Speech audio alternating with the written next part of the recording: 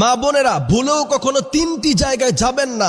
যদি যান তাহলে আপনার কোনো ইবাদত আল্লাহর দরবারে কবুল হবে না। আপনি নামাজ পড়বেন, আপনি তাহাজ্জুদ পড়বেন, আপনি কোরআন কারীম তেলাওয়াত করবেন, কিন্তু বিশ্বনবী বলছেন তোমার কোনো ইবাদত আল্লাহ সুবহানাহু ওয়া তাআলার দরবারে কবুল হবে না যদি আমাদের মা বোনেরা ভুল করেও এই তিনটি স্থানে যদি তারা যায়। বিশ্বনবী সাল্লাল্লাহু আলাইহি সাল্লাম এইটাকে কঠিনভাবে নিষেধ করেছেন। প্রথম নাম্বার হচ্ছে, বিশ্বনবী সাল্লাল্লাহু আলাইহি ওয়াসাল্লাম বললেন, কোন মেয়ে যদি গণকের কাছে যায় ওই মহিলার কোন ইবাদত আল্লাহর দরবারে কবুল হয় না।